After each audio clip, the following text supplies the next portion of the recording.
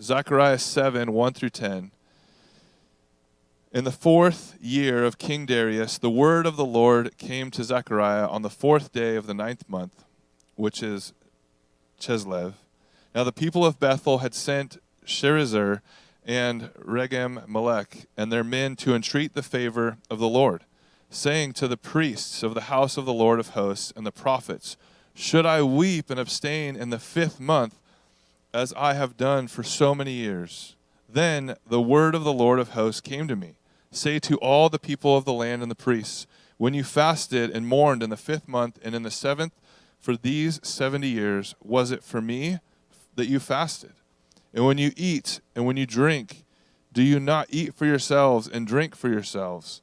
Were not these the words the Lord proclaimed by the former prophets when Jerusalem was inhabited and prosperous, with her cities around her, and the south and the lowland were inhabited? In verse 8, and the word of the Lord came to Zechariah, saying, thus says the Lord of hosts, render true judgment, show kindness and mercy to one another. Do not oppress the widow, the fatherless, the sojourner, or the poor, and let none of you devise evil against another in your heart. This is the word of the Lord. Thanks be to God. Thank you so much, Pastor. Well, I know you're all disappointed because I'm up here instead of Pastor Brandon. For those of you who don't know me, my name is Mike Steinbach. My wife Nancy and I, we've been attending the church since the year 2000, back when we used to meet at Vineyard School. And I serve as an elder of the church. I know some of you have probably seen on election ballots, my name's been up there every couple of years. I tend to like to serve 3-year terms and then take a year off to kind of listen to God and see what he wants me to do, what the church needs me to do. And it's not so important the office or the role that you play in church, just that we're involved and we're part of this community of believers. And so as we're going to get into our text today, the way I preach is a lot different in that I'm like a Bible study leader. I'm a small group leader. That's what I've done most of my Christian life. So I tend to use a lot of historical background and notes. And originally I had 14 PowerPoint slides, but because of the font size, I understand there's probably 25 to 30. So I will be praying for each of you throughout the message here. If you need to, put on your dark sunglasses or whatever you need to do. If that kind of helps you get through the next 30 minutes or so, I will understand and I will not judge. This is a difficult, Zechariah is a difficult book to go through. Pastor Brandon and Pastor Jeff have done a wonderful job bringing it to you. The prophets, and in particular Zechariah, I think is one of the most difficult to go through. It's a challenging message to bring. And as I want to start off this by saying that we all come to Christ through a personal relationship. It's something between you and God, that transaction that happens where we go from death to life is symbolized in baptism. But God doesn't just leave us there. The Christian life isn't just about our own personal experience, but it's about being involved with a community of believers, sharing with each other your hurts, your struggles, your praises, and your accomplishments, and serving together here and around the world, that mission that God calls us to. And Zechariah is going to refer to that today as we avoid the distractions of our own personal fulfillment and the own rituals that we've learned and go on to the deeper, higher calling that God has for us. So a little bit of this background. So some of you may yawn, and that's completely understandable, but it's the way I teach. Zechariah is a major prophet in the minors. Now, for those of you who remember from all the study that we've done in the Old Testament, the major prophets are just the longer prophetic books in the Old Testament, which are Isaiah, Jeremiah, Ezekiel, and Daniel. And the minor ones are just smaller, shorter messages for the most part. Zechariah is a little bit of an outlier, though. He's 14 chapters, where Daniel's only 12. So why he got excluded from that exclusive club, I am not so sure, but God had his reasonings for that. It's in length and theme, it has much in common with the major prophets. It's like I said, it's longer than the book of Daniel. Now, Zechariah is a very significant prophet, but he's largely misunderstood, and we'll kind of go through that here as we go through my study. Zechariah is concerned initially with the rebuilding of a temple, like Haggai was, but continues in the second half of the book with the coming of the Messiah, both the first and the second comings of Jesus Christ. And this is what confused the Jews of the day and confused them long until the time when Christ arrives, because he's not the Messiah that they expect. They expect the Messiah that they've projected from the book of Zechariah. Zechariah is filled with numerous proclamations, if you've been reading along at home. It has 8 visions and 10 words of the Lord. The last 2 words of the Lord are labeled as burdens that we'll see later in chapters, I believe, 10 and 11. Are they compulsions, or is the prophet wearing down? Is this constant, his whole life, receiving these proclamations and visions and then getting that out? Is it just a burning desire within his heart as he goes further and further into his ministry? Or is it sort of like the prophet Moses, where the effect of being so close to God almost begins to wear his body out physically, a mortal man being in the presence of God? Maybe Pastor Brandon will touch on that in a later subject. I won't do that this morning. Now, as Zechariah and Haggai, they're partners in prophecy. For those of you who might have remembered in August when I last spoke, I had the privilege of bringing the book of Haggai. And Haggai and Zechariah they meet in the same place. Both begin their ministry in 520 BC, and they're concerned with the rebuilding of the second temple, since Solomon's temple was destroyed by the Babylonians 70 years prior. The temple foundation had been laid, but had been stopped due to harassment and political intrigue. Haggai is more encouraging and concludes in 505 BC with his prophecy. Haggai's sort of like me. It's like, as soon as the temple's built, he is done. I've got about 7 more months before I retire, and I'll be done from working shift work. So I can definitely see where Haggai came from. It's like he was called for a specific short-term prophetic need, and then his ministry concludes. But Zechariah's is different. As we've seen in the first 6 chapters, he's concerned more with the spiritual battle that had stopped the building. And then after the building of a temple, it continues to the return of the Messiah, who will return in about 500 years. And now as we get into the second half of the book, starting next week, we're going to see more and more of this. There's going to be prophecies in there about both the first coming, but especially about the second coming, at the end of the millennium, which will brings quite a bit of confusion to the Jews. So Zechariah continues his prophecy until 489 BC, about 3 years before the events of the book of Esther in Persia. So if you were kind of cumulatively, if you're reading the books, you would read Ezra, you would read Haggai, you would read Zechariah, then you would read Esther, and then probably after that you'd read the book of Nehemiah, for those of you who believe in doing kind of like a beginning to end sort of study version, a little different than how your Bible is laid out. And now we get into what I call the catchphrase. And I'm kind of surprised. I think Pastor Brandon left me an Easter egg. He didn't talk about this for the first 6 chapters just so I could get to mention it. And I'm normally not the word guy, but I've got my big Strong's exhaustive concordance at home. It probably weighs 20 pounds. I even hate to take it out because it's such a big undertaking. But here I couldn't resist the temptation. The word host is used 486 times in the Old Testament. Save that for when you're on Jeopardy. The same word for host is used 481 times, referring to armies. The word Jehovah Tabah, the Lord of hosts, the Lord is ready for warfare. It's used over 50 times in the book of Zechariah.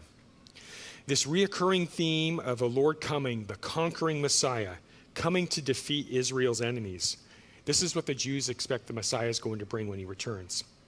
This has started and will build a people hungry for revenge and political cleansing, not unlike our political climate in our world today. The people think that the building of a temple will be the first stepping stone in the Messiah coming and destroying all their enemies and restoring Jerusalem to the heights of when King David and King Solomon reigned. But that wasn't God's plan at all. Now we actually get to chapter 7, so I thank you for your patience, but I'm sorry the slides still continue. From chapter 7, verse 1, in the 4th year of King Darius, the word of the Lord came to Zechariah on the 4th day of the 9th month, which is Chislev. Well, that actually breaks out to a very specific date. Most of you probably don't follow the calendar of Chislev too closely, I don't think. But that date is December 7th, 518 BC. This is in the 4th year of the reign of the Mede-Persian king Darius. 2 years have passed since chapter 1 of Zechariah, and the temple project now is close to half built. that people can actually now start to see the forms and the framing are going up around the church foundation. This signifies that God is going to allow the temple rebuild to be complete and finished in just 3 more years. So now the people start to ask, or that's what our theme of the chapter is, so what does worship and ritual look like now, since the people are no longer weeping in Jerusalem? And Psalm 137 depicts the sorrows of the exiles. And so I'll read a couple verses from that. From verse 1. By the rivers of Babylon we sat and wept when we remembered Zion. For there our captors asked us for songs, our tormentors demanded songs of joy. They said, sing the songs of Zion. How can we sing the songs of the Lord while in a foreign land? So now we get into Zechariah verses 2 and 3. Do we continue the rituals is the question. Men from Bethel have come to ask the priests and prophets in Jerusalem if they should continue the rituals began in Babylon 70 years ago, this sort of newfound tradition, while they were in exile.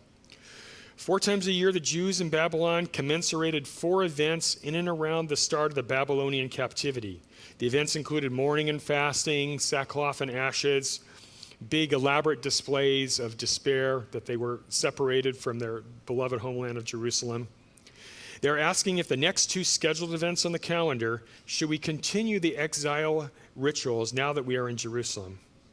And there seems to be an element of pride in the statement, should I mourn and fast in the 5th month as I have done these many years? I have this personal religious pedigree that I have followed. We see that sometimes in the church. You'll see sometimes people will want to follow some of the Jewish traditions or roles or festivals of the Old Testament. Not that there's anything wrong with that, but when it becomes something where it becomes a point of condescension or something like, I do something that someone else hasn't done, or I go to these retreats or conferences that someone else doesn't go to, that it can become a point of spiritual pride. And that's what Zechariah comes to talk to us about this morning. Going to the deeper issue. And so I'll read verses 4 and 5 from chapter 7. Then the word of the Lord of hosts came to me. Say to all the people of the land and the priest, when you fasted and mourned in the 5th month and in the 7th, for these 70 years, was it for me that you fasted? And when you eat and when you drink, do you not eat for yourselves and drink for yourselves?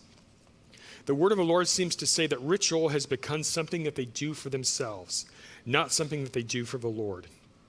Now, for those of you who want to do the fill-in there on the insert bulletin, you're welcome to do that. Maybe you can use that in your small group this week. Rituals, ceremonies, etc., that focus on our wants, needs, and comforts can do the opposite of what we intend. We end up only serving ourselves instead of God. And that's a place we don't want to be. It's so easy in the Christian life. We think of secular distractions, whether it's sex, whether it's drugs, whether it's money, whether it's pursuit of our own pleasure. There's lots of things in the world that can distract us.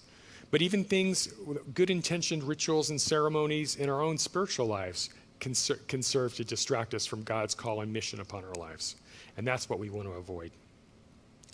1 Corinthians 10 tells us in verse 31 through 33, so whether you eat or drink, whatever you do, do all for the glory of God. Give no offense to Jews or to the Greeks or to the church of God, just as I try to please everyone in everything I do, not seeking my own advantage, but that of many, that they may be saved. And so now we get to the heart of Zechariah 7, verses 8 through 10, and it's how God had this plan. The first 6 chapters have been about this spiritual resistance overcoming and permission to rebuild the temple again. And then we're going to get on to the second half, what will be the exciting chapters upcoming in our weeks at the church, discussing the prophecies of the first and the second coming and the excitement that builds. But right in the center of that, God has Zechariah say here what our key mission is. It isn't in following the rituals of old. It isn't following the ceremonies and the things that bring us comfort and our own spiritual benefit. But God really calls us to community. And the word of the Lord came again to Zechariah. This is what the Lord Almighty said. Administer true justice. Show mercy and compassion to one another. Do not oppress the widow or the fatherless, the foreigner or the poor. Do not plot evil against each other. This is what the Lord desires for you instead of ritual. What kind of rituals do we substitute in our own lives? Well, I became a Christian in the Lutheran Church way back when, and our church was very much, it was just a step down or two from Catholic Mass. It was very formal. We had regular wooden pews, and we had the little pew bar things that come down for kneeling, for times of confession and following the liturgy. And if I looked at it for a minute or so, I could probably still recite the liturgy that we used to do, some 45 years ago. One of the things that we like to do, because it was sort of the late 70s and 80s, and that's when boys spent as much time getting ready to go someplace as girls did. And so one of the things that we like to do, it was part of the tradition, but it got to be a little bit of kind of like a Christian counterculture thing too, was to go to church dressed up fully in suits and ties with shinable shoes, and go there and try to outdress the adults. It was sort of the fun thing. So teenagers, if you want to freak your parents out sometime, come to church like you're getting ready for prom, and they just don't know what's going on. But that was like we each have our own little traditions and things that we follow. And the funny thing is now, if you come to church wearing a tie, people think you're running for political office. So times have changed since the 70s. God desires compassion instead of ritual, true justice, caring for the poor and the needy among you. We see this especially in Ezra and Nehemiah, where the wealthier Jews exploited their poorer brethren.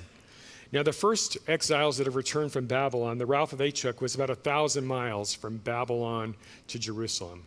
And then later, when Nehemiah comes, the route's been shortened and maybe it's been more protected. It's only about a 600-mile jaunt. But you can imagine it's about like you walking from here to roughly Salt Lake City, and all the dangers and stuff that would be involved in doing that.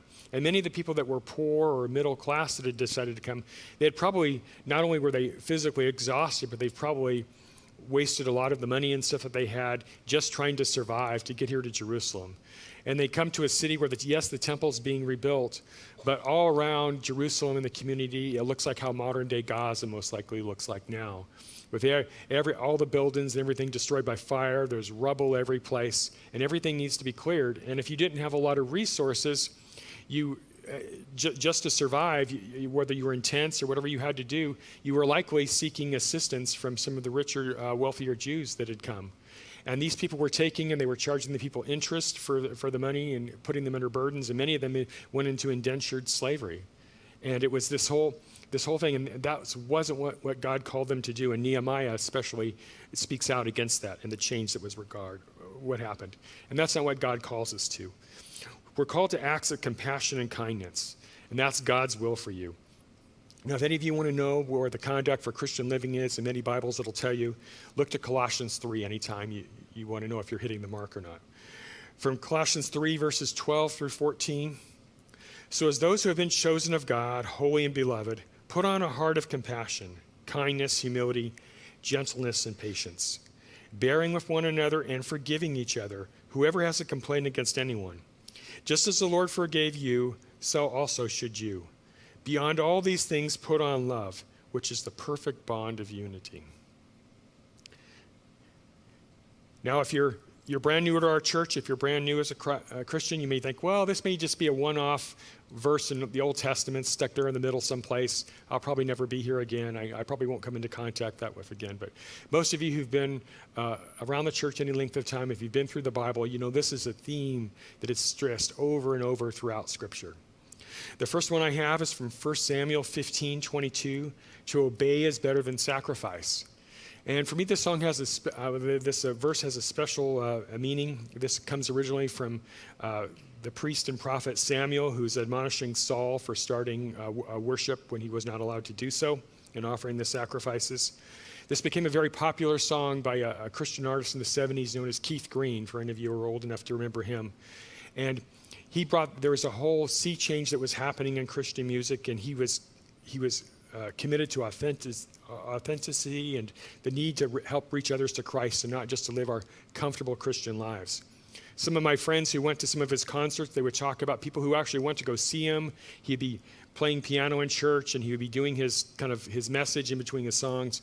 People would get so upset with what he was saying, they would take the change out of their pockets and they would throw it up on the stage and leave.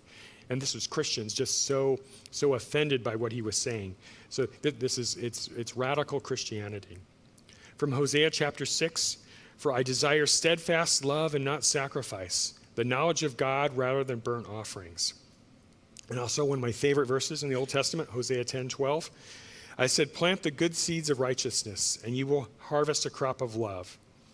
Plow up the hard ground of your hearts, for now is the time to seek the Lord, that he may come and shower righteousness upon you. And for Micah 6, which is probably the best known of these verses that talk about helping others in the Old Testament, what can we bring to the Lord? Should we bring him burnt offerings? No, O people.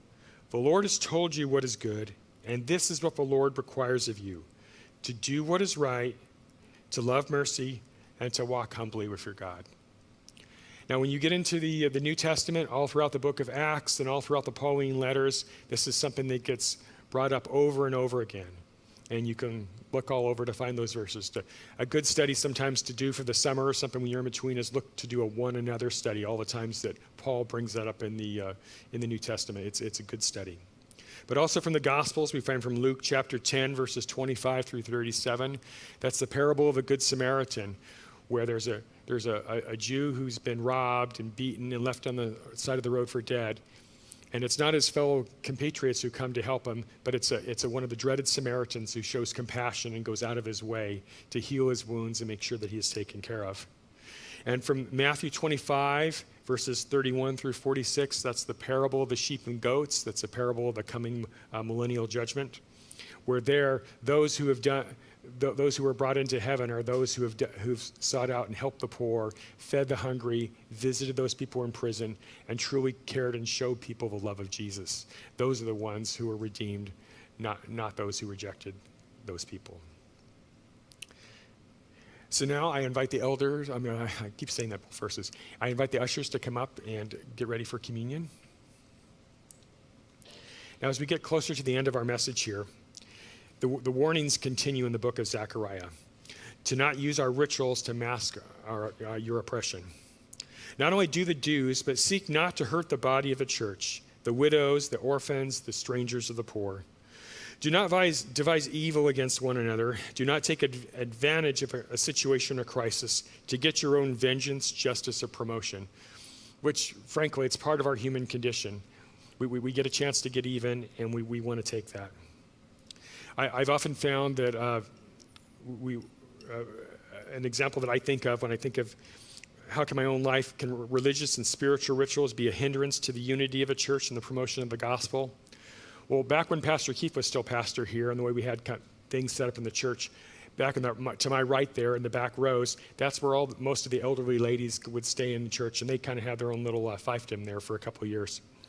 And it used to be that was their places in church. And we had a few occasions where we'd have newcomers that would come, and generally newcomers try to sit at the back of the church, get a chance to blend in, not be recognized too much. And they would have gotten there a little bit early, which shows that they're not members of the church. And they would have those seats in the back, and some of the elderly women would tell them to move because they were in their seats. Well, in case you don't, we don't take reservations here at the church. It's all general admission seating, so it's first come, first served to where you want to sit. It's not about where it makes you feel comfortable. In fact, you should try to leave seats that make it easier for newcomers and people that are hurting if that's what's best for them. And it warns us further, and this is something that Paul and Peter have to deal with in the New Testament, and then on to the Apostle Jude, where he says, when these people eat with you in your fellowship meals, commemorating the Lord's love, they are like dangerous reefs that can shipwreck you. They are shameless shepherds who care only for themselves. When we become so caught up in our own personal identity and our own personal fulfillment that we come to church and we come to our place of being before God, and we're like the parable of the two sinners, where the Pharisee says, "I'm glad that I'm not like this other person," and it's the person who feels unworthy that comes and says, "God, have mercy that I'm on a sinner," and that's who God chooses to bless. And I'm thinking of traditions that I can think of. I growing up with, we used silver goblets for drinking out of for communion. That was a big thing in the Lutheran Church. And being that we lived in the San Fernando Valley, a couple times people would come into the church and they had stolen the silver, and this happened on a couple occasions. And so we had a church meeting because we'd gotten about $2,000 or so from the from the insurance company, and we were thinking about, well, should we rebuy the silver again, or should we use this money for some other pressing needs of a church? And we had a big argument that went on, as I remember, and people were saying, the wine of communion is more special when it's drank from silver instead of plastic cups. And there can be just these obstacles that we put into our lives and into other people's lives that we expect them to try to meet up to our standards instead of trying to love each other in our brokenness. And so finally, it wouldn't be a prophet without some words of warning. The consequences of not paying attention. And here Zechariah reminds them, and this is a familiar theme you see throughout the prophets, reminding them of what's happened in the past. The people had largely rejected God when they were in the wilderness before going into the promised land, and they were judged for that. All through the period of the judges, you see this recurring cycle of people not obeying God, going into bondage, crying out to God, and then God providing a deliverer for them.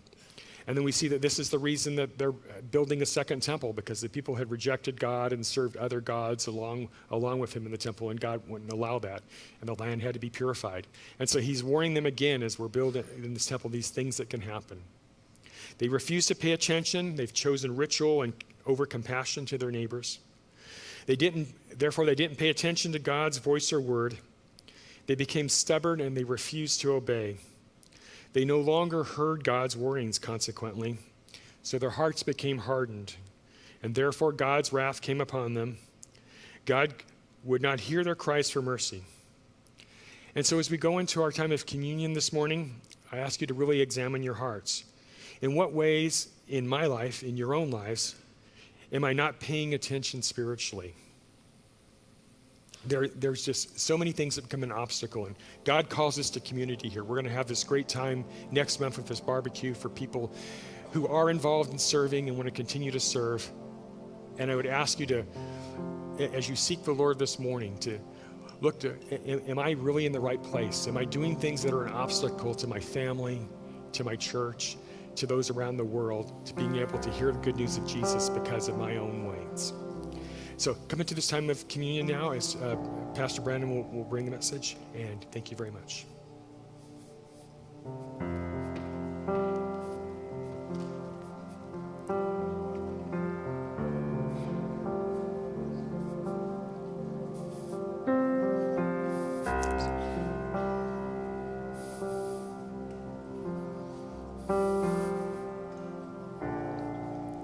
Brad, can I get one from you? Thank you.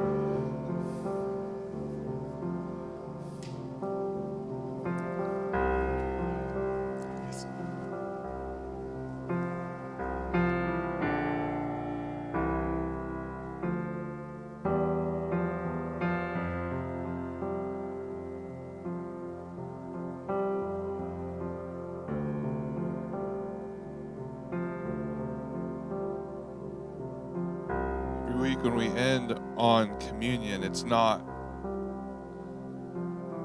supposed to be a ritual, and sometimes it might end up becoming that. And so oftentimes we want to pause and remind ourselves that as God continued to bring his people back from captivity, back from destruction, and that picture of Yahweh of hosts, it's always the capital L, the Lord of hosts of angel armies, that he's the one fighting our battles, as Paul talks about in Ephesians. We battle not against flesh and blood, but against the angels demons and spiritual forces and government and men that would come against God and nations, but it's because of the spiritual battle.